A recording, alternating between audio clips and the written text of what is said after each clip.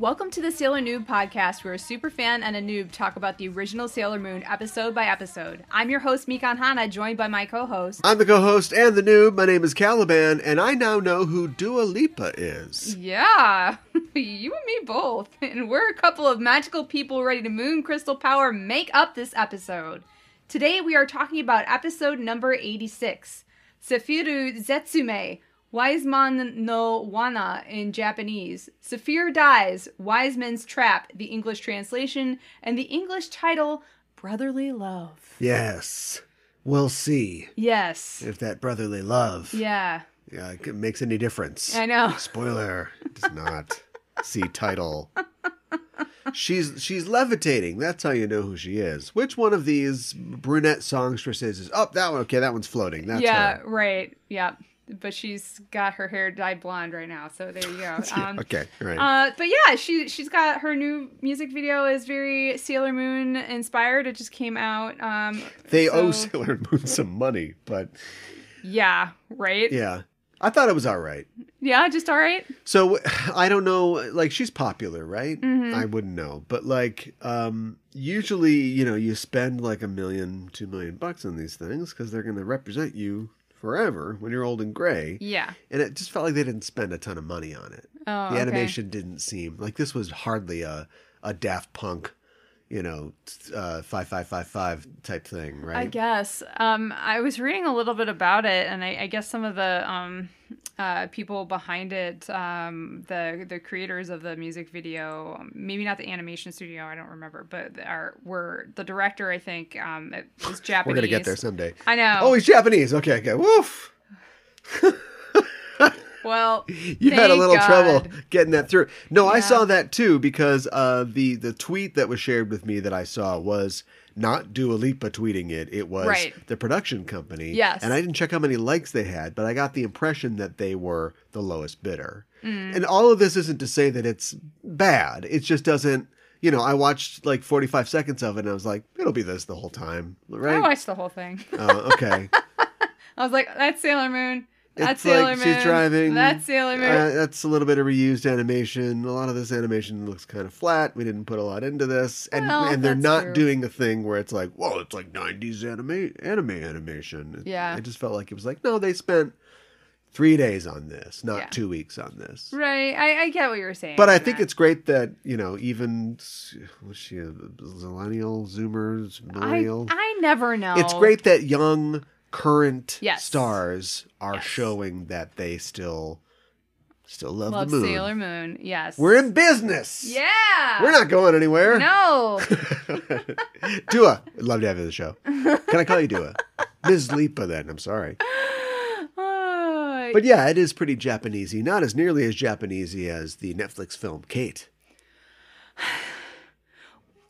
What the what? Kate! Yeah, I wanna be Kate.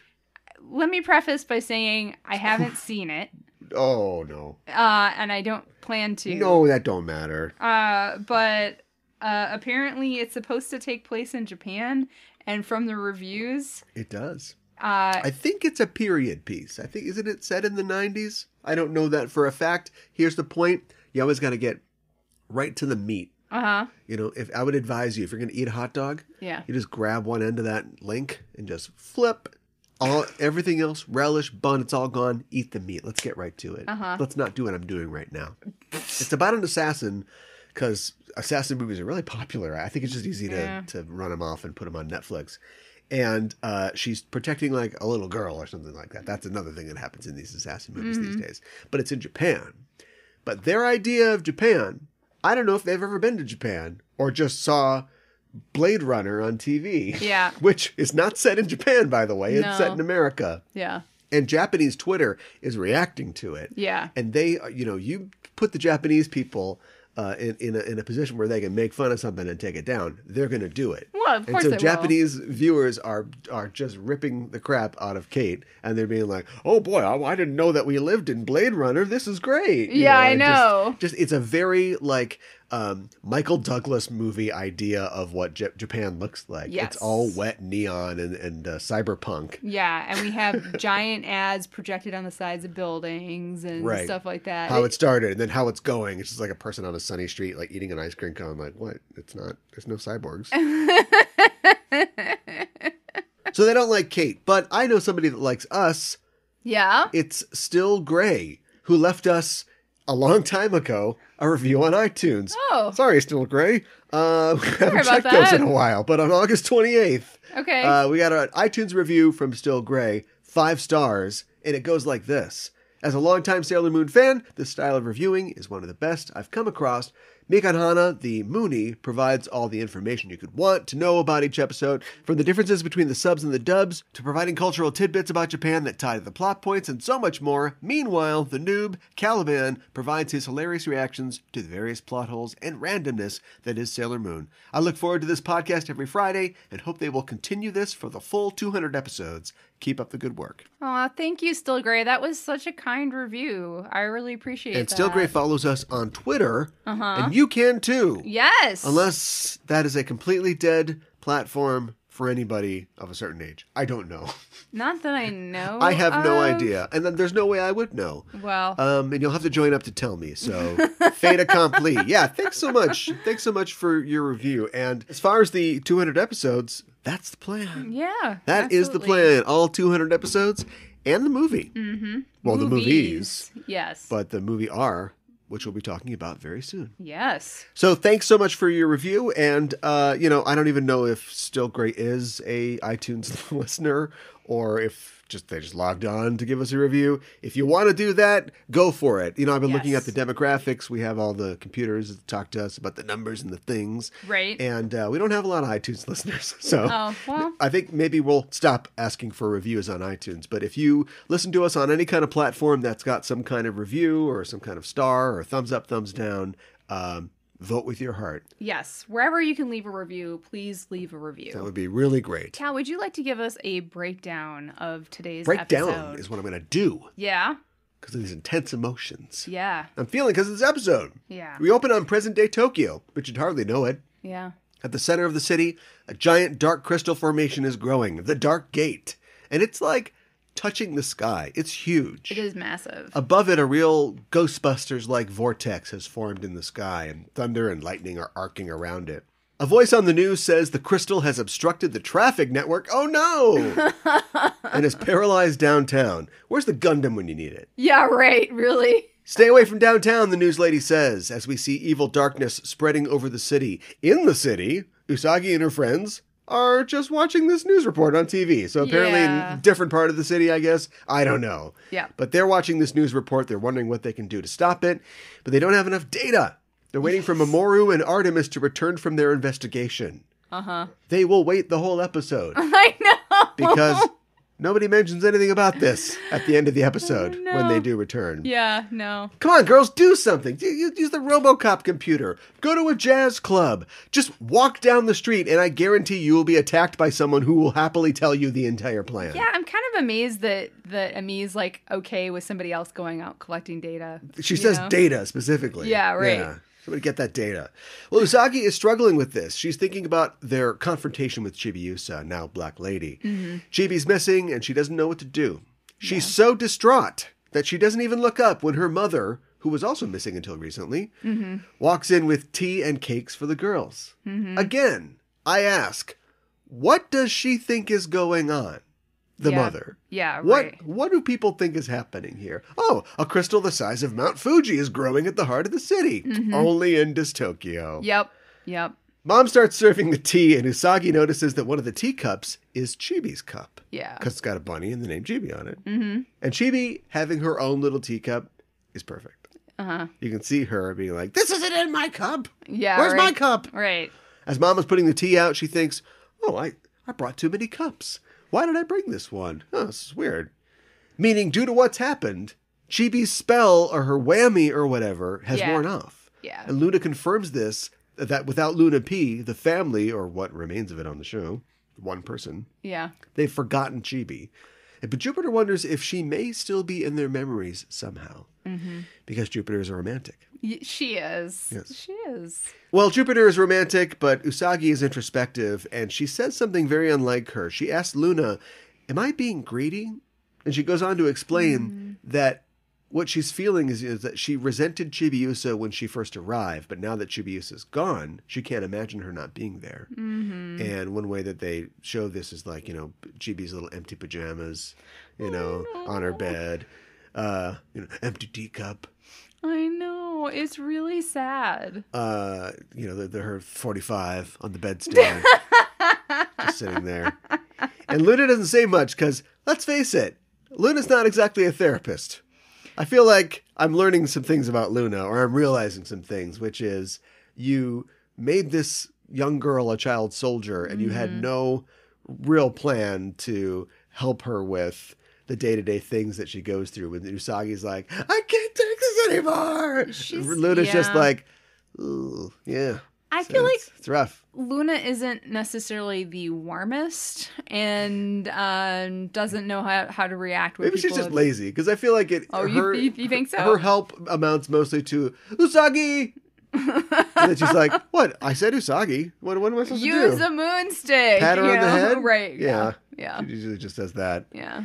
But that's okay, because Rei puts an arm around Usagi and says, if we put our powers together, I know we can restore her. Mm-hmm. And this is probably one of those moments that helped create the Reiusa ship. Yes, I would agree with you. But heads up, nerds. Maybe she's trying to comfort and support her friend. Not every interaction in anime needs to be sexual. But every time somebody blushes, does that have to be sexual too? I guess it is. That's what I'm wondering. Although, like when Shinji, runs out of the shower and he's having clothes on and he blushes, he must be like ready to go. Good thing that beer can's there, or we'd see. Right? Like you can interpret things different ways. Yes, you can. Although I'm trying to say that not everything is sexual. Anime does its best every day to try to prove me wrong. Yes. Y'all motherfuckers need Superbook. That? And anyway, don't ask. Anyway, we all know that Tensi Miss Haruna is the only real femdom/OTP. Okay, all right. I've been researching fanfic for that thing I'm doing for another show. So I've been learning a lot. Yeah. But I'm also learning that not every interaction in anime needs to be sexual. Anyway, we cut right out of that into an apostrophe. Oh, nothingness. Oh, silence. Creepy wise guy says theatrically as he works his crystal ball. Obey me. Swear your nothingness to the all-knowing, almighty Death Phantom, the one who will rule this universe with absolute power. Uh-huh. Ah, foolish Demando. Wow, double apostrophe. Yeah. Create a disturbance for the sake of silence and present chaos and nothingness to Death Phantom. I'm going to do this for an audition someday. There you go. And we see a vision of stars and galaxies and a skull with the Black Moon Clan mark on its brow. Mm-hmm. I don't know who he's doing this for. Himself. But I know who sees it. Yeah. Saphir. Yes. Who's probably thinking, this guy might be getting ready to screw us. Wise guy is still going. The moon is in the 7th house. Wait a minute. What was that? Who's there? But Saphir slips away as wise guy laughs to himself. Saphir walks briskly to the reactor room and he says, there's a strange buildup of energy. At this rate, ... It could ellipses. Saphir calls up a control panel. And it's neat. It's like, why don't we see cool stuff like this in the show more often? Like a pyramid section of the floor, like a wedge floats up. And then the pyramid like zippers open, like the get ready for a surprise head from Total Recall. Mm-hmm. Somebody saw Total Recall. Yeah, exactly. And out of it, Saphir takes what looks like a hologram postcard. And the reactor just powers down. Mm-hmm. But behind him is Wise Guy who says, put that back. Saphir says, don't order me around. I'm the boss's brother, okay? But Wise Guy says, the only one giving you orders is the supreme ruler of the universe, Death Phantom. Uh-huh. I gotta say, he gets the branding side of this. It's important. Yeah. Wise Guy's eyes flash and he says, defying Death Phantom's will means death, which is like a 7 or 8 on the no-duh scale. Saphir says, yeah, what is that? What's Death Phantom? Yeah, right. I've heard a lot about this Death Phantom. Asking the one question we were all thinking. The reply, The absolute God who will return this universe to beautiful silence and transparent nothingness. The death of all impure life forms. Saphir says, wait, who are you? And Wise Guy says, we gotta save that reveal for later. Blast! And he blasts Saphir with energy, yelling, you will die in ignorance. Saphir, he's not gonna know who he is. No. Saphir bounces out of there, but Wiseman says, I know where he's going. We cut to Tokyo in the present day. Mm-hmm. Still dark. Still got Mount Geode in the center of the city there. Yeah. But there's also a Black Moon Clan UFO in the sky. Mm-hmm. Inside it, Demando and Black Lady are observing the Dark Gate's growth. Demando says the reactor is almost ready to fire. And Black Lady says, then the world will disappear and the future will change. And they share an evil chuckle together. I know. They're going on like a house on fire. Yeah. Wasn't she like sitting on like the arm of his throne? Yeah. Like they're all cozy. She's like, you like gonna get some chairs in here? Yeah. I'm a part of this organization. Yeah. Don't let me go to HR. Moving on. In Tokyo, traffic is crazy. Cars are going nowhere, bumper to bumper. We got a mattress in the lane. Stay off the 405. It's backed up all the way to San Fernando. Ding, ding, ding, ding, ding, ding, ding. It's my morning traffic DJ. I got audition. that. Yeah. On the street, we see Pets, Calaveras, Berthier, and Kōhī. Did they keep their names? Yes. Don't they want to be like Shelley or something? Calaveras, a lot to put on a name tag. You can always shorten it to like Varys Cal. or Cal. Yeah, that'll never work. Yeah. Pet says, so they've already started their attack, and they're wondering if they should get out of town. Mm-hmm. But Pet spies a certain glove-wearing, slacks-clad blue blazer stumbling into an alleyway. Saphir's in bad shape. He stumbles through a park like he's trying to get to the UFO, but he collapses. Mm-hmm. On his face in the park, he thinks, the fragrance of grass brings back memories. Uh-oh, flashback time to irises? We see Demando and Saphir as young boys looking at a flower growing. Mm-hmm. Hello, Iris, what you knowing? I came to see like your flower growing. Yeah. Saphir is pumped, but Demando tells him only small flowers can grow on Nemesis. One day they'll invade Earth and get revenge for being exiled and have 1 billion flowers. And all through this, both the prince and Saphir have like casual kid versions of their outfits on. It's like Lil Black Moon Clan. Like Demando's jacket is just like a button-up shirt, but it's got the little thing twisties on it. Yes. And the Saphir's blazer is like a windbreaker over a tee. It's really great. It's Black Moon Cash. Then creepy wise guy shows up, and now it's a dream. We found out he's in a dream. And adult Saphir sees his brother getting further and further away with wise guy right next to him. Mm-hmm. He wakes in a bed with his wounds bandaged. He's in a bedroom. Pet's bedroom, apparently. Mm-hmm. She comes in and says, Master, are you awake? Saphir's like, wow, Pets. Oh, yeah, you betrayed us. Yeah. The Pet is like, I'm willing to pay the price, but please pardon my younger sisters. Saphir says, don't worry, I'm not here for that. Outside the room, the other sisters are trying to see what's happening through the door. And Kōhī says, I thought you didn't like men. Mm-hmm. Let's not get that fic started. And Berthier's like, is he going to try to kill us? But Calaveras says, let him be. Let him be. Mm-hmm. Pets used to be in love with Master Saphir. Mm-hmm. We cut back to the UFO because this show's like that. And Wise Guy is telling Demando that Saphir bugged out and he split and he took the reactor's control panel with him and he said you were a big jerk. Yeah, right. So you have to kill him and get the control panel. And Demando says, whoa, he would never do anything like that. And Wise Guy says, I'll turn this UFO around right now. But Black Lady says, I got this one. And she disappears, as does Wise Guy, leaving a stunned Demando. Mm-hmm. Only now are we at the halfway point. Yeah, I know. It's a lot going on. Back in Pet's room, she's serving him some soup. And he says, you've changed. I feel peaceful with you like this. Can I get a spoon?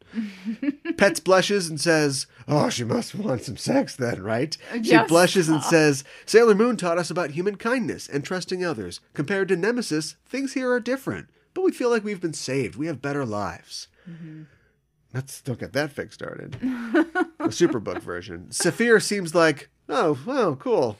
But he has a PTSD flashback to their planning the attack on Crystal Tokyo and his doubts about the plan.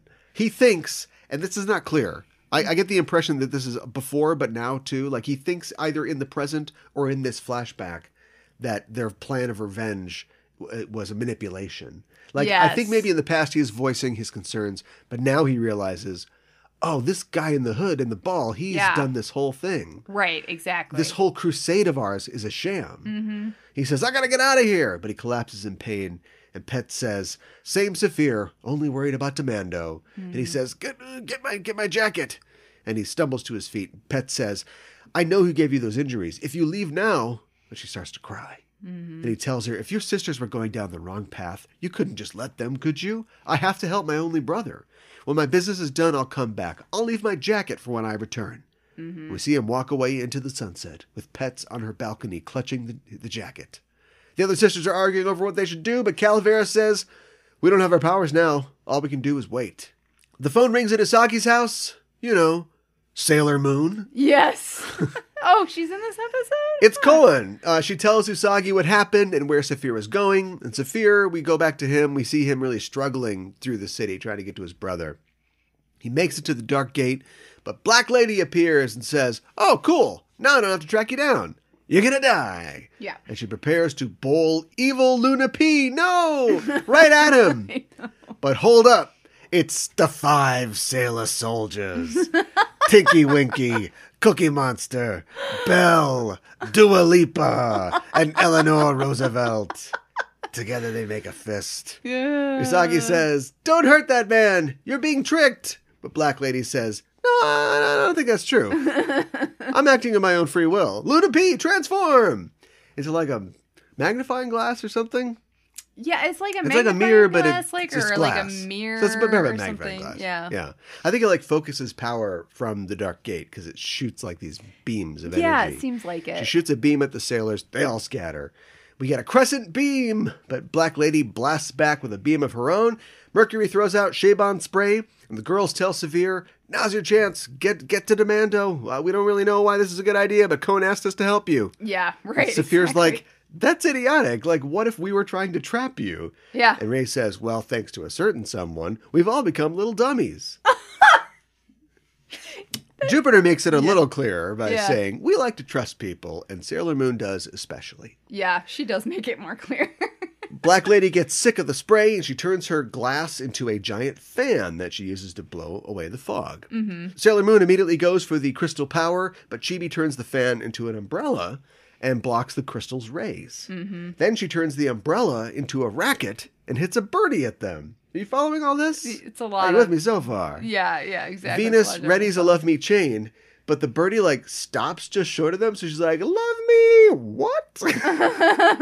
And then it like forms a dome. It like shoots a dome around them. Right, yeah. Around Mercury, Venus, and Moon, and just starts shocking the hell out of them. Saphir says, forget me, save your friends, I see Demando. And Demando appears, floating down from the UFO. He says, why did you betray me? But Saphir says, we're being lied to by Wiseman. Meanwhile, Black Lady traps Mars and Jupiter in another dome. Nice one, girls. Mm-hmm. Saphir says, the whole operation might be a mistake. We're being used. Black Lady sneers and says, you're pretty noisy. Die. Yeah. And as she hefts another birdie, it's knocked out of her hands by a red rose, as are the other 2 birdies trapping the sailor soldiers. Mm-hmm. Tuxedo Mask is at street level because the bad guys are already up in the air. So. You're right. Good point. He says, stop this, Chibiusa. Demando, listen to what your brother saw in the future. Demando prepares to listen, but before Saphir can speak, he is flattened by a beam from behind Demando, a beam fired by Creepy Wise Guy. Mm-hmm. Saphir is fighting to speak, and he says, he plans to destroy even the future. He wants to... But Wiseman blasts him one more time, knocking him down. Demando seems pretty upset. Yeah. The Wise Guy merely retrieves the reactor control panel from Saphir and says, deceived by the sailor soldiers, he was speaking nonsense. Let's get out of here. We'll deal with them another time. And he disappears. And Black Lady says 10-4 and also leaves. Mm-hmm. Sailor Moon and Tuxedo Mask rush to Saphir, but all he can say is, pets, I'm sorry. And he dies. Yeah. Across town, his jacket falls from the hook that it's hung on. And Usagi just loses it. And Demando takes his brother's body into his arms and says, wise man, angrily before disappearing as well.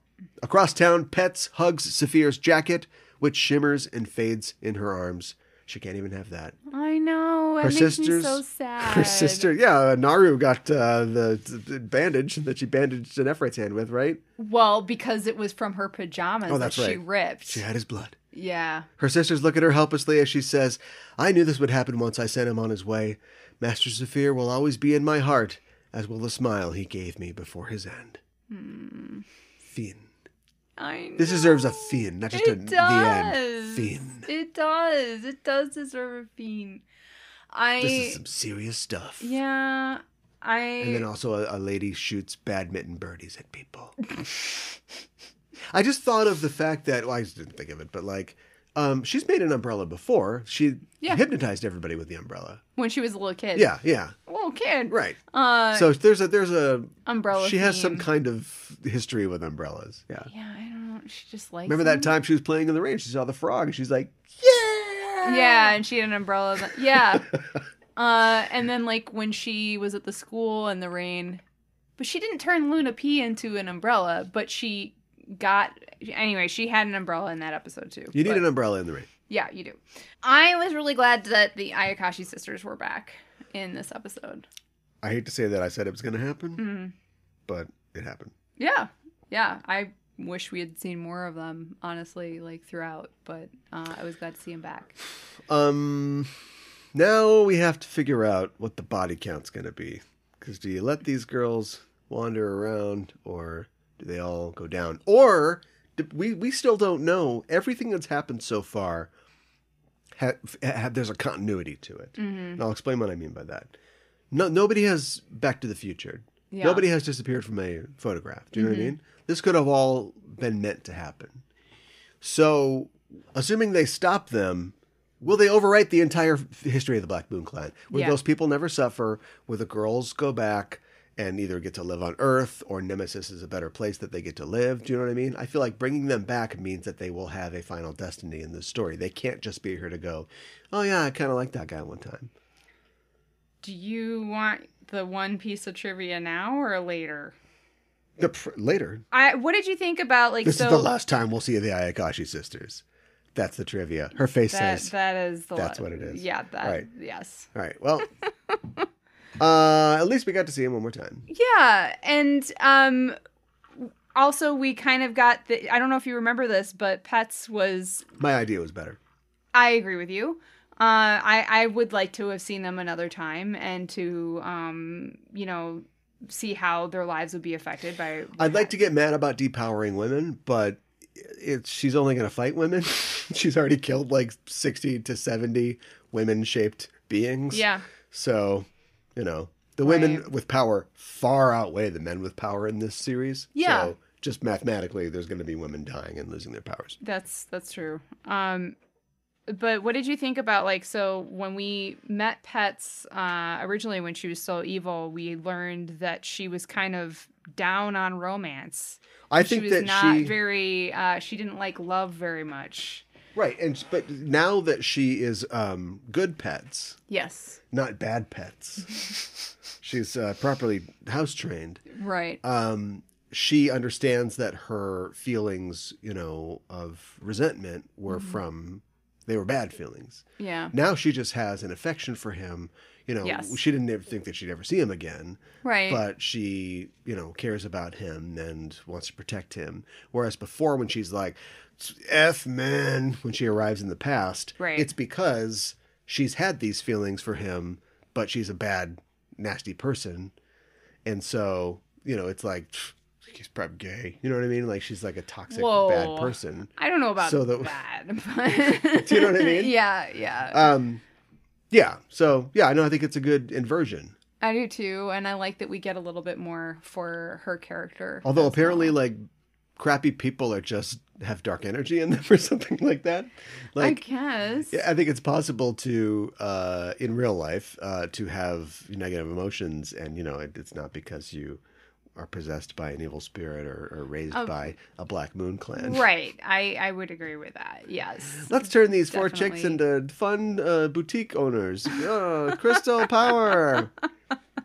sell makeup and care about each other and are good to each other. It kind of like makes you wonder about Demando and Saphir then, who, were young boys who liked flowers at one point, but then were raised, in a environment of indoctrination and like... Definitely. Having to hate Earth and knowing that one day that they'd be called upon to invade it. And so you wonder, like, how much...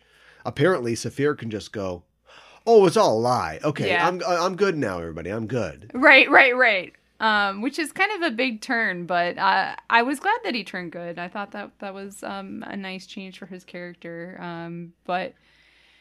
Yeah, he gets to do something cool for, like, half an episode. I know, right? And that's it.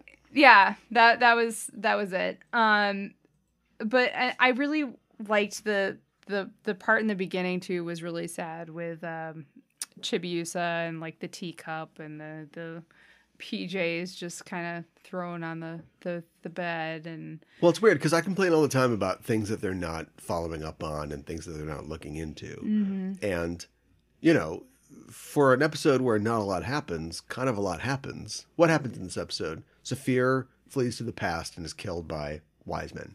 That's all that pretty happens. Much it. Yeah. But yet there's a lot happening in this episode. Yeah, I would agree. And I think that there must be a lot of stuff coming up with no time to check in with the Koku Mama and stuff for them to go, all right, well, we'll put this here. Right. So in case anybody's wondering, like I always do, like, what do regular people think is going on? We can at least address the fact that Mama-san has forgotten like all about Chibi because she never knew who Chibi was in the first place. Mm-hmm.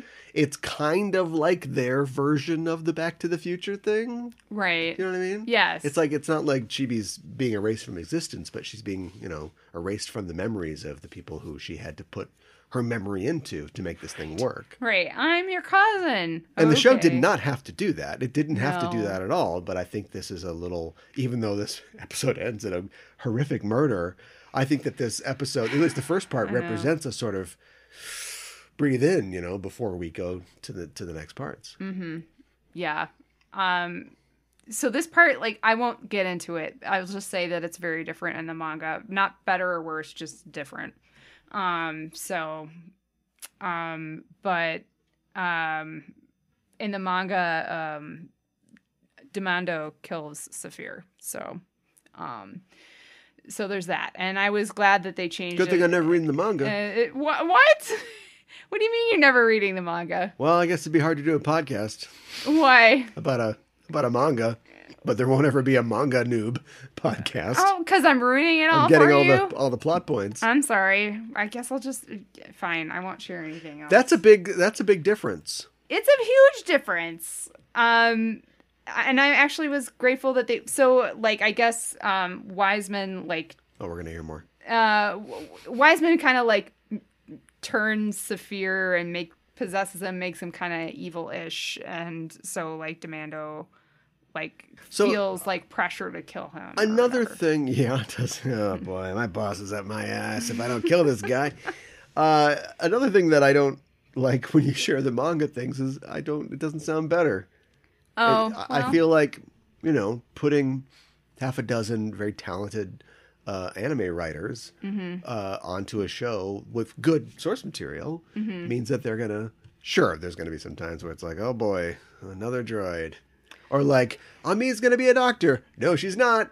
We're moving on. Yeah. You get things like that. But like, they also fix things like, what Saphir going out the way he does is really important to not just his character, but to the theme of the story, which is, like I said before, we're going to try to redeem these guys because they've been deceived and lied to. Yes. And if Demando's just like, oh, you've been possessed and you're evil now, so I'm just going to put two in you like Old Yeller and we'll just move on. Even though I'm still the bad guy. I know. No, I will say that this part I like better in the anime. So, fair enough.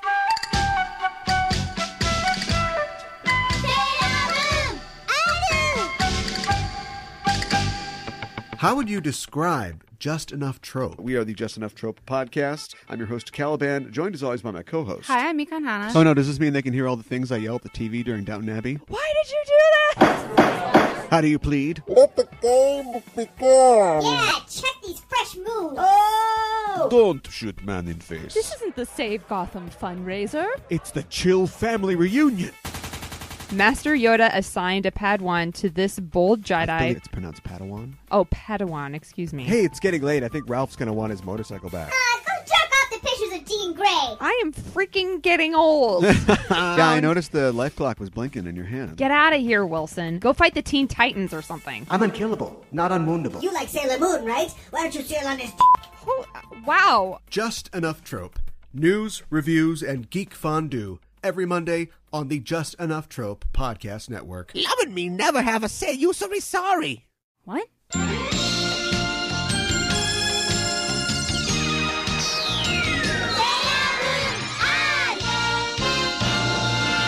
For Kuro Kuro Miru, we're curiously looking around where we talk about elements of Japanese culture within the episode. Today, I thought we would talk about Japanese funerals. Oh, no. So something really light. Oh, no. I know.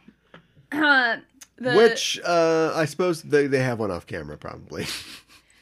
Do they? I guess. I mean, he does take his body away. So, but like his body doesn't disappear. Well, they can't but bury his the jacket. does. Yeah, right. Exactly. It's going to be a closed casket funeral for this jacket. Why'd they have to take the jacket away from Pets? Let her have it. It was so sad. Plus, they're not like, evil spirits from millennia ago, right? They're just like people from another planet. So why do his clothes disappear? I don't know.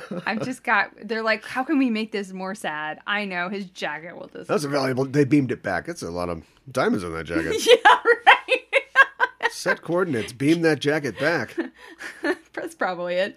The majority of funerals, or sogi or soshiki in Japanese, in Japan include a wake, a formal ceremony, the cremation of the deceased, a burial in the family grave, and a periodic memorial service.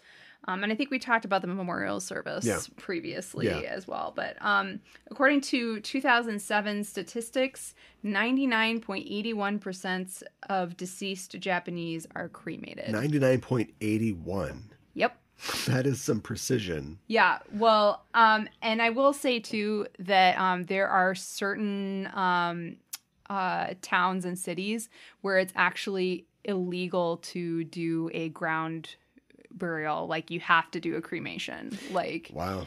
Yeah. This is interesting because for diverse reasons that we don't want to get into right now, Christians often look down on cremations.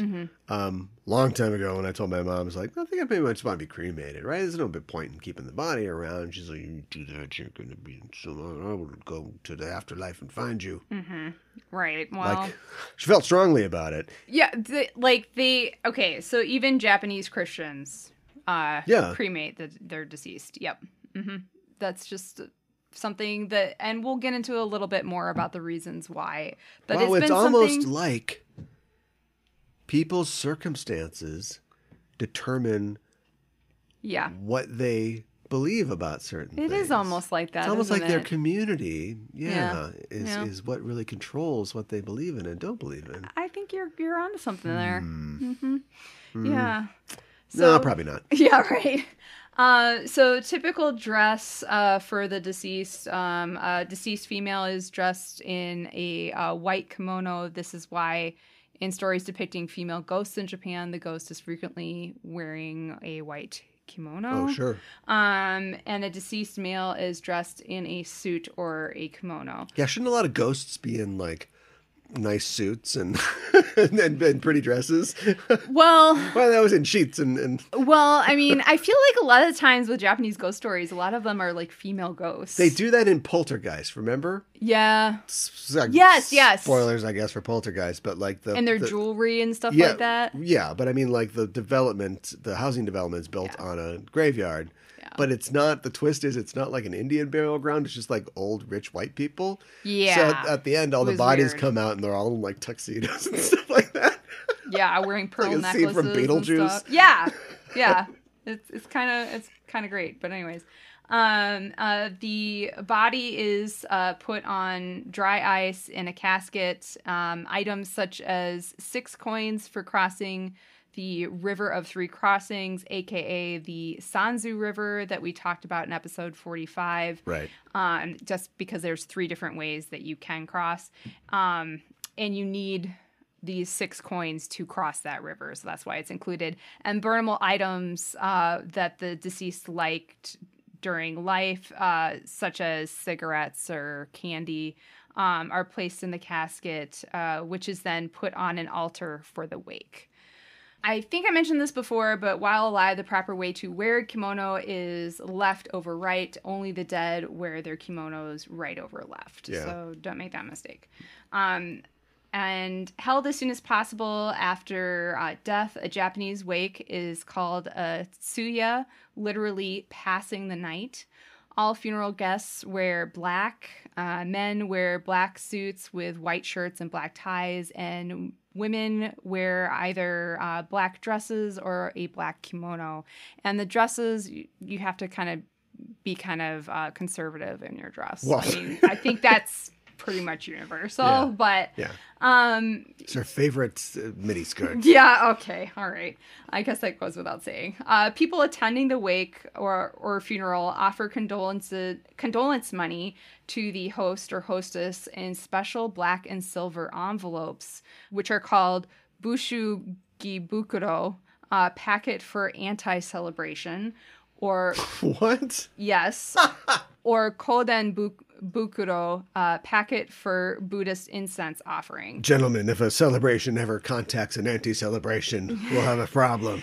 Well, I mean, this is just how, presentation and this is the envelope you use for this event and this sort of thing. This is very Japanese, right? So depending on the relationship to the deceased and the wealth of the guest, the amount may be equivalent to between 3,000 and 30,000 yen. So that's $30 to $300 US. Yeah. Regardless of the amount given, it is important never to give crisp new bills, as that indicates that you were anticipating the death and had time to get new cash. And something else I'm not sure if I mentioned, but... but everybody just goes to an ATM. You don't have like a sack of money in your house with old bills. That does mean that you were anticipating that somebody was going to die. But I don't think I've mentioned this before, but Japan is a very cash-based society. Huh. So way more than we How's are their in home the security? US. Stop. I Taking a mean, little vacation. but they give cash as gifts a lot. They buy things with cash. They apparently a lot. have it in their homes. Yeah, right. So I think that's where that is coming from. So I don't know. Maybe if you do go get new bills, you have to go make sure that they look worn or something. I don't know. So iTunes gift card right out then. Yeah, no. Okay. No, Right. That's not okay. Just like in the West, immediate relatives are seated towards the front of the temple, and the Buddhist priest then chants a section from a sutra. The family members will each offer incense 3 times to the incense urn in front of the deceased.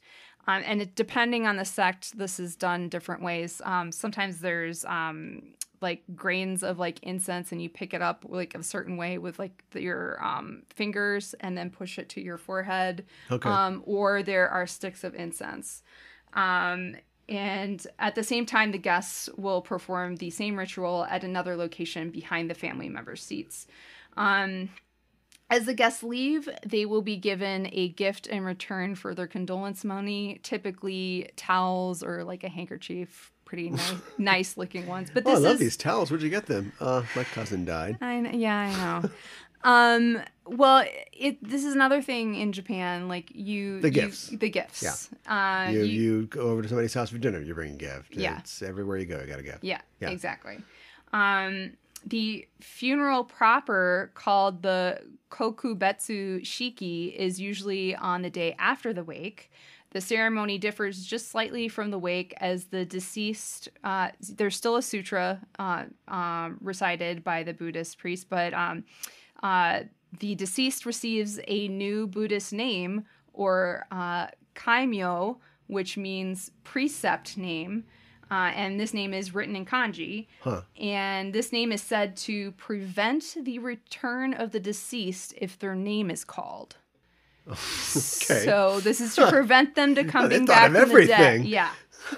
Yeah. So, but here's some. This gets a little shady. The length of the name depends on either the virtue of the person's lifespan, or more commonly, the size of the donation of the relatives to the temple, which may range from a generally common name to the most elaborate name for 1 million yen or more. So you pay a lot. Yeah. You're John Jacob Jingleheimer Schmidt. Not much. You're Joe. Right, exactly. Joe's not coming back. Don't worry. Yeah, exactly. Right. The high prices charged by the temples are controversial even in Japan, especially since some temples put pressure on family to buy a more expensive name. And Wow. I know. It's like, well, your loved one just died, but have you thought about what kind of name you would like them to have? Right. The kanji for these kaimyo are usually very ancient and sometimes have esoteric meanings. The cremation ceremony is held directly after the funeral and is for family only. And so what happens is that the coffin, before it leaves the temple, is sealed shut, and then it goes in the hearse to the crematorium. And the coffin is placed on a tray in the crematorium. The family witnesses the sliding of the body into the cremation chamber. Sure. And a cremation usually takes about 60 to 90 minutes, and during this time, the family typically shares a meal together. And the family returns at a scheduled time when the cremation has been completed. The relatives then pick the bones out of the ashes and transfer them to the urn using larger chopsticks than ones used to eat. They're really long. They're like, I would say like at least a foot long, if not longer than that. So two relatives holding the same bone at the same time with their chopsticks. In other customs, they pass the bones from chopsticks to chopsticks, and this is known as kotsuage. And this is the only time in Japan when it is proper for two people to hold the same item at the same time with chopsticks. Right. And I think we talked about this before in table manners. You do not do this. This is a faux pas to share your food, because this is the only time that people do it. It will remind them of a funeral. So what if you're really good and you can like sort of flick it with your chopsticks and it's airborne? The other person plucks it out of the air. Right. So there is no like double contact. No. Okay. All right. It's still not okay. I mean, maybe it won't remind them of a funeral, but it still won't be okay. It'll remind them of the Smothers Brothers show or something. Yeah, right. So the bones of the feet are picked up first and the bones of the head are picked up last. This is to ensure that the deceased is not upside down in the urn. Makes sense. Yeah, we don't want that. And the second cervical vertebra is placed in the urn last by the closest relative to the deceased. This is called the Nodo Botoke, or throat Buddha. It resembles a meditating Buddha, supposedly. Huh. And if you look an image of this bone up online, so it's one of the bones that's like, you know, in your throat. So there is a hole through it. So it does kind of look like somebody who's in a meditative, legs crossed position. I guess I could kind of see that. Sure. So that's kind of interesting. In some cases, the ashes may be divided among more than one urn. For example, some ashes go to a family grave and some go to the temple or to a company grave. So some companies have graves, so and employees or former employees are in these graves, that these are sponsored by companies. There is activity in Karl Marx's grave right now. But I think it's seen as a thing of respect in Japan. But I hear ya. Depending upon the local custom, the urn may stay at the family home for a period or may be taken directly to the graveyard. And a typical Japanese grave is a family grave or a haka, consisting of a stone monument with a place for flowers, like there's a little flower holder, incense, and water in front of the monument, and a chamber or crypt underneath for the ashes. The space for the water is designed to keep the deceased from getting thirsty in the afterlife, but if the ancestors liked sake, you can substitute the water for rice wine. Oh, nice. Yeah. So, because these are family graves, a lot of times there's more than one person's ashes at them. So it's an ancestral gravestone. Yeah. The date of the erection of the grave and the name of the person who purchased it may be engraved on the side of the monument, but the names of the deceased are often, but not always, engraved on the front. And when a married person dies before their spouse, the name of the spouse is often also engraved on the stone with the letters painted red. After the death and the burial of the spouse, the red ink is removed from the stone. So I don't know how I would feel about my name being there, but red, like this person is still alive. Okay. Well, there are people who, buy double headstones for themselves and their spouse passes and their name's on there. It's like that. Just waiting for that last date. Yeah, and it is for financial reasons because it's less expensive to get two names engraved at one time. Sure. Apparently it can also be seen as a sign that they are waiting to follow their spouse into the grave. I don't know.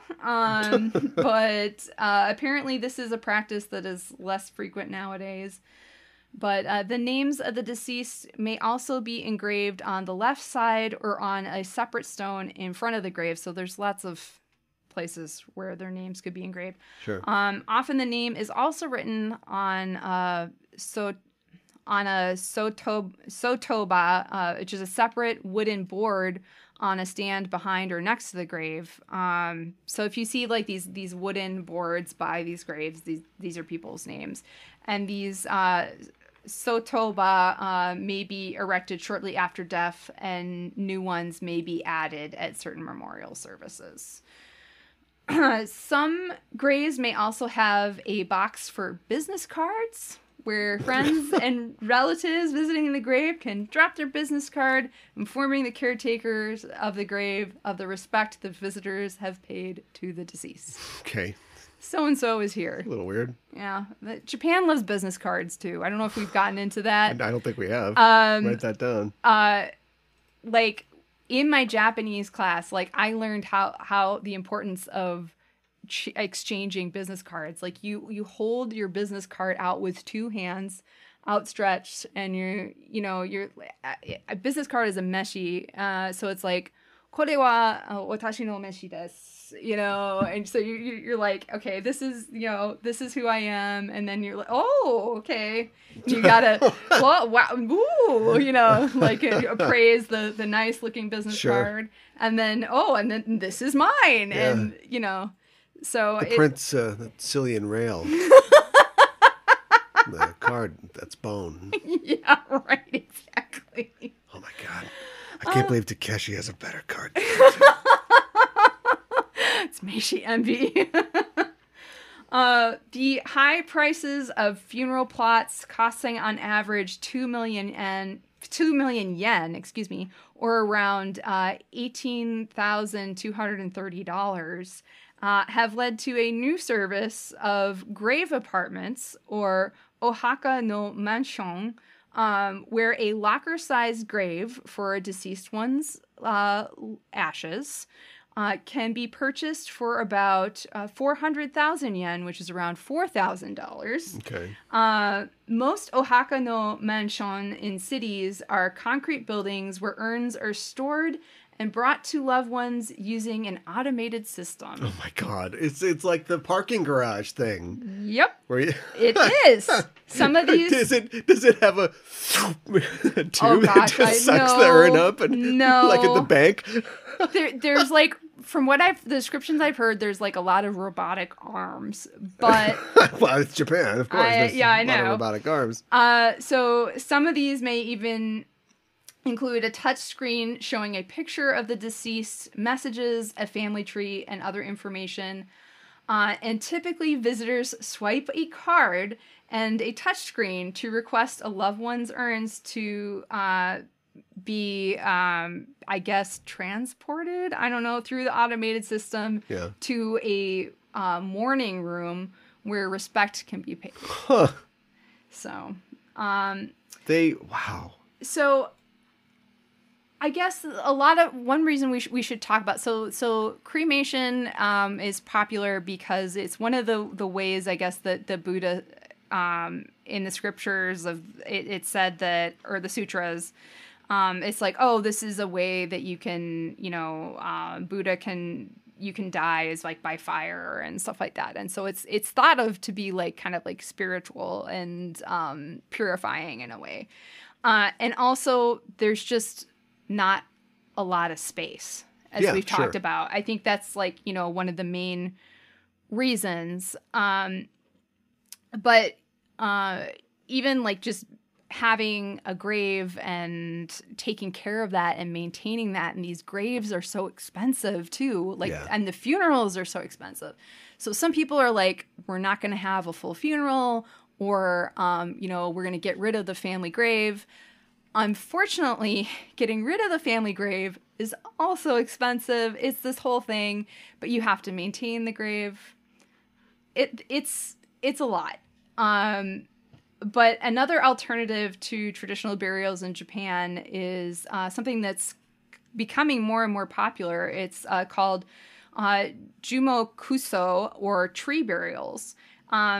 And this was initially suggested in 1999 by Shonji Temple in northern Japan. And instead of burying this deceased in a family grave, they get buried in the ground, and a tree will be planted to mark the spot of their burial. Do they have space for trees? In some areas, yeah. I mean, obviously these are designated areas. Yeah. But this is a way to be friendlier to the environment, but also allows families to continue Buddhist traditions of visiting the deceased and taking care of their grave sites. Yeah, yeah. So it's kind of a happy medium. And in episode 45, we talked a little bit about Obon, which is the Japanese Buddhist custom of honoring the spirits of one's ancestors. And this happens usually mid-late August. And it is thought that during Obon, the spirits of one's ancestors return to the afterlife to spend time with their family. The tradition that is most strongly associated with Obon is Oaxaca Mariri, and Oaxaca means grave, and Mariri means to visit. So Oaxaca Mariri can be done at other times of the year as well, but during Obon, the whole family typically comes together to visit their ancestors, pray for them, and to clean the family grave. The latter of which is done first in the visit. So after cleaning and purifying your hands, this is interesting because this is like Buddhism and Shintoism kind of, they like to merge a lot. Yeah. You put water in a wooden bucket, which is brought to the grave with a wooden ladle, and these can be borrowed at the cemetery. And after praying, water is poured over the gravestone a little at a time until it is all clean.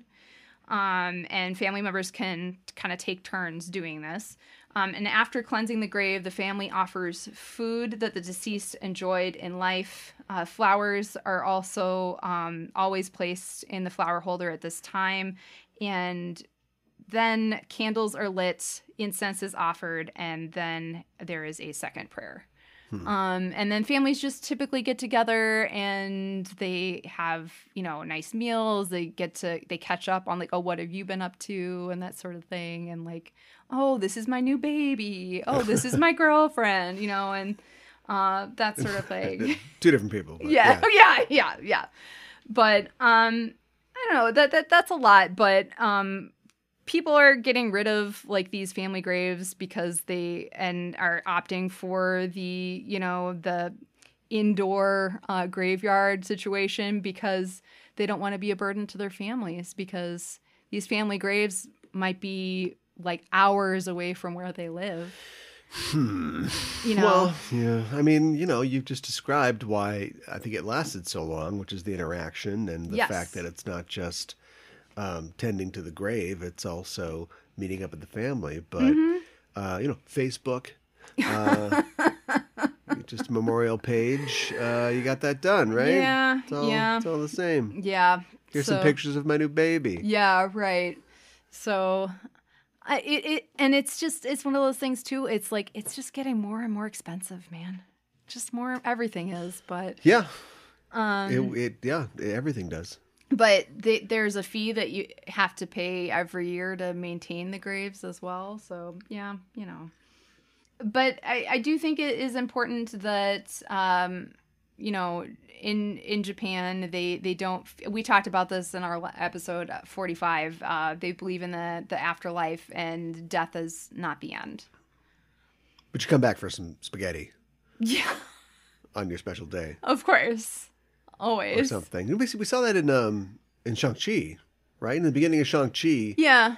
I can't remember if it's important at all, if it ties back into the plot, but it's like their day of remembrance or the dead or whatever. And so his like friend's grandma or something is like, oh, I got some Cheetos and a pack of Luckies. It's like, I don't think you can smoke those Luckies. It's like, oh, that's what he liked. Right.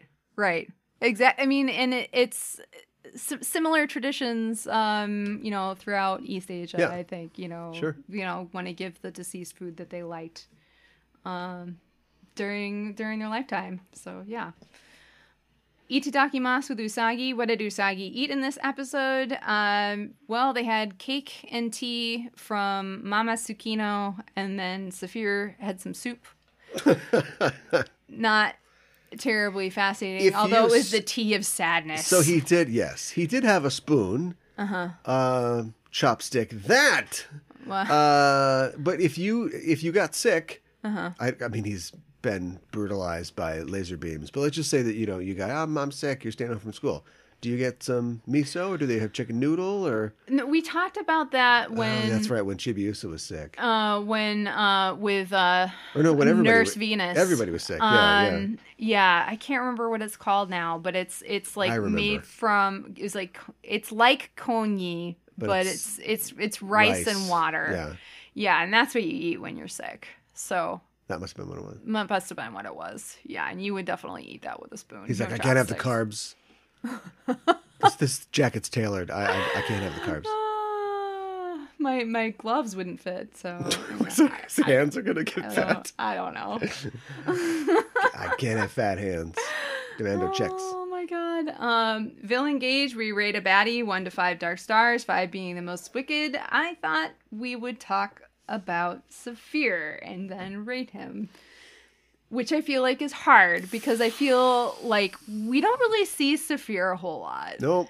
So it's kind of hard to rate him or really get an idea of what his personality is really like, other than him saying Oni-san a whole bunch. Want to talk about, you love talking about characters who are fridged. That is to say, stuff in the refrigerator, killed to provide motivation for other characters. And sadly, I gotta say, yeah, you're right. That's why he's in this anime. No, you're absolutely right. He never gets a crack at the Sailor Soldiers or the Rabbit or the Crystal or anything. And he's got a very important job, which is to watch the reactor.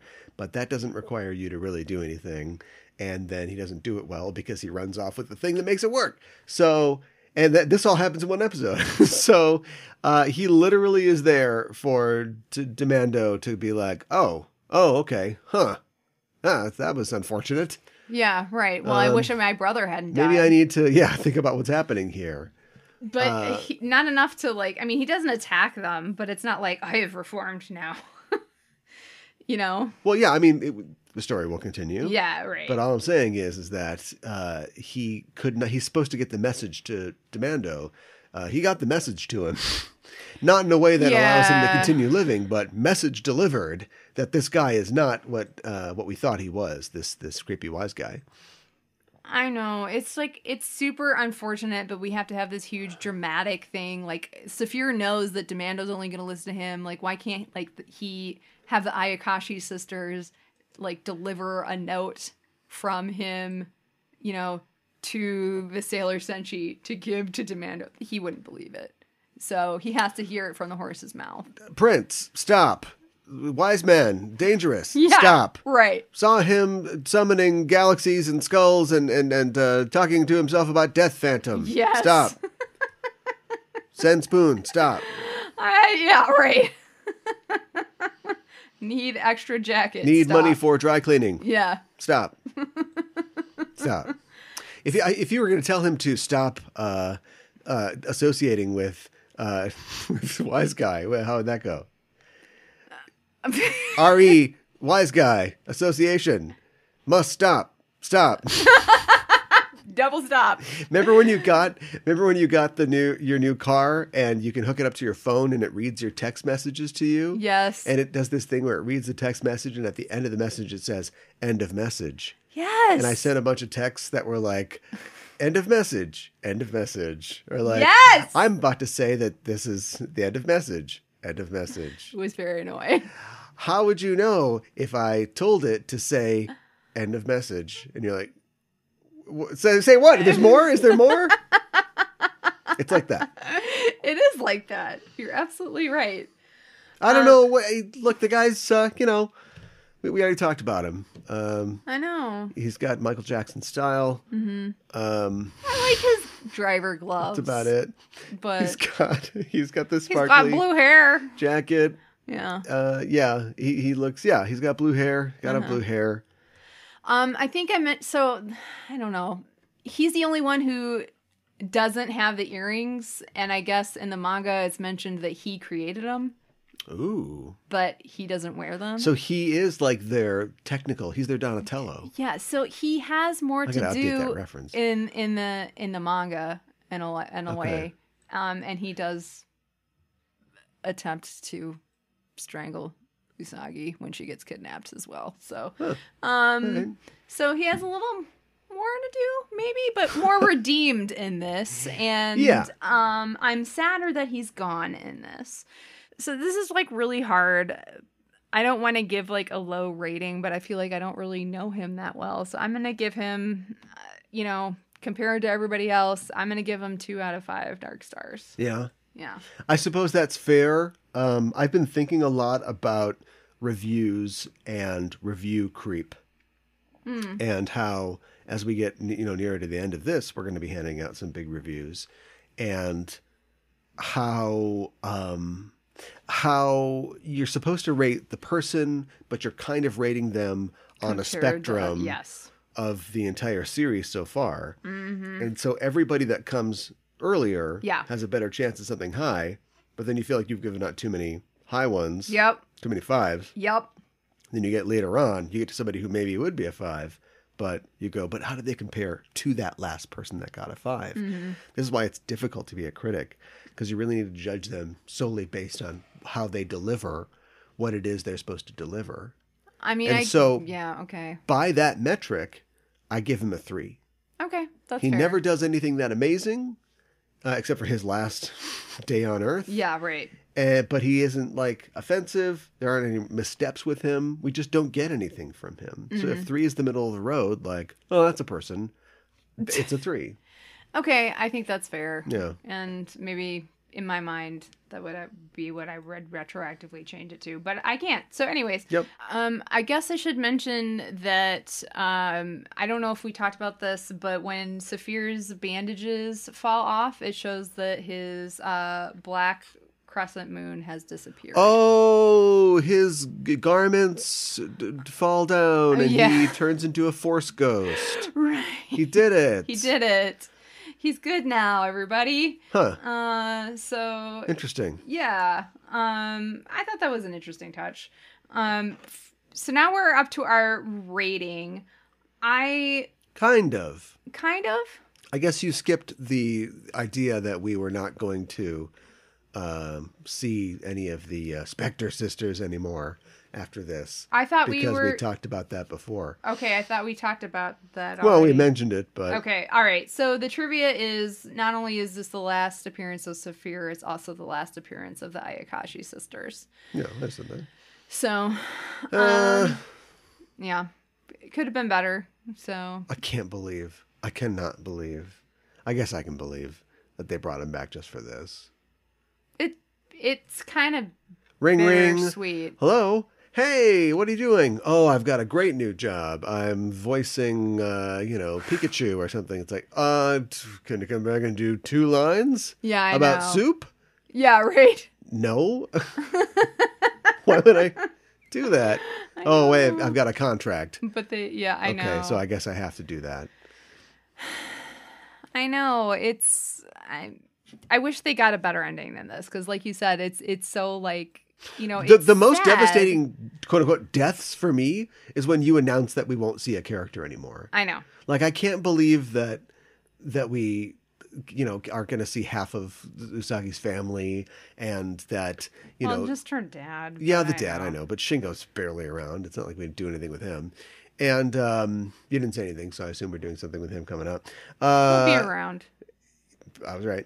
Yeah. And so, yeah, I mean, like this is kind of, we've already got a cast. Like, the show has a cast. It's a little character heavy, but there's no reason you couldn't keep people and things around, even if they don't show up in the manga beforehand. Absolutely. These are 4 strong women, the kind of women that our girls aspire to grow up into, who we don't, I think we know now that they probably just have like normal human lifespans, but like have experience, have blasted plenty of things and monsters probably in the past, and could give lots of information and big tips, sisters to them. Be big sisters.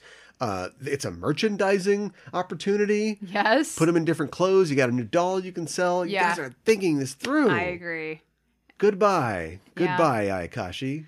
I give thee 5 stars provisionally. This is not a real rating. This is like an honorary Oscar. Yeah, I give them 5 stars as well. I love the Ayakashi sisters. I think I actually gave like all of them individually 5 stars, so they get 5 stars. Probably did. Yeah, so you make a 5 stars. All right, now we're up to our rating. It's so sad about Chibiusa in the beginning, but I am happy that we get that. So I really appreciate that. I love that we get the Ayakashi sisters again, and then we finally get to know why Pets is, kind of negative about love in general. And I just feel bad for her. I really wish she had gotten to keep his jacket, but and I kind of want to slap Demando because, like, I guess it's not too bad, but he's like, he at least, I will give him this much. He at least was gonna like hear Saphir out until like Wiseman like shot him. So I like that Saphir turned good and then realized the error of his ways. But this episode, it has a lot going on. I really enjoyed it, but I feel like it's a little bit of a mess. But overall, I really enjoyed it. So I'm gonna let that slide, and I'm gonna give it 4 out of 5 roses. Okay, so I never know how you're gonna land this thing. Okay. Every time. Okay. You're like a competitive diver, who goes up with the triple Lindy and the half twist, and then how is it gonna come down? But you did it. You landed it. I am going to do a thing that I've talked about before on the show, which is reinforce good behavior. For a show that's 30 years on and can't hear me. Okay. And there are things that I've complained about, feeling detached from the narrative, feeling like we are just killing time, going to the future. just effing around for 3 episodes and coming right back. But we are actually seeing things move forward on this episode, and we're seeing, and like I love where the thing is. It's right down the middle. Well, it's not down the middle. It's sort of like half seinen, half shoujo.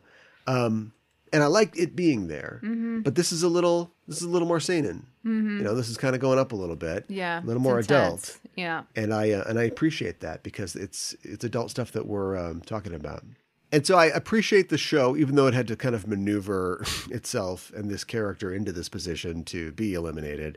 I appreciate that it takes it seriously. It takes the loss seriously. It takes the character's connection seriously, and the fact that he is a bad guy from another planet, but he has his own motivations that he has to follow, to the point that it brings him and his goals and interests in line with those of our heroes. And I think that's interesting. Yeah. And so 5, I'm going to give it a 5. Wow. The big 5. The big 5. All right. Kind of stingy on the high ratings recently, but I think that this, you meet me halfway show, you get a 5. You go a little extra, you step over the threshold a little bit. You get 5 roses. Sounds good. My English title is Saphir's Choice, Plea for Reason. Nice. Yeah. That's good. Mine feels kind of stupid after that. Oh. Mine is short skirt, blue jacket. No. Yeah. Oh, yeah. Oh. Huh. Can I? Whoa. Oh, that's great. Yeah, right. All right. Pets. Because he just says random words. Oh, yeah. Sometimes. Yeah. Pets. Yeah, right. Exactly. Next episode, we are talking about episode number 87. Aito mirai wo shinjite, usagi no keshin in Japanese. Believing in love and the future, Usagi's decision, the English translation, and the English title, Diamond in the Rough. Diamond in the Rough. Yeah. It's hard to believe that hasn't come up before. I know, right? They're like, guys, Diamond in the Rough. I know. We've got 90 episodes. I know. There's been jewels all over this thing. We've never thought of Diamond in the Rough before. I know. Whew, well, some things fall through the cracks. Stick it up there on the board. I know. One of the sites said that was a reference to Aladdin, and No. I'm like, guys, that's just a phrase. Yeah. That is a common Came out phrase. same time. Yeah. Yeah. So, but it's not a reference to Aladdin. No. I did think it was weird that they said they had to say one step ahead of the Black Moon Clan. But no, I think it's a coincidence. Right. Yeah. Hey, you can follow us on social media if you haven't yet. Come to our Facebook or Twitter or our Instagram. We have a very lively Instagram where we post fun stuff, also supplements to the show. We talk about fashion a lot and put the fashions from the shows up there. Yes. And fun stuff like that. And so we're always looking to engage with people either there or on our Discord where you can come and chat with us. Mikan, Hana, and Caliban, the hosts of Sailor Noob, are on this Discord. So you can talk to us there and chat about all kinds of things pop culture, and all are welcome. Well, that's our show for this week, and the Name of the Moon will be punishing you next week with another episode of Sailor Noob. Oh, yeah. Yeah. Pets!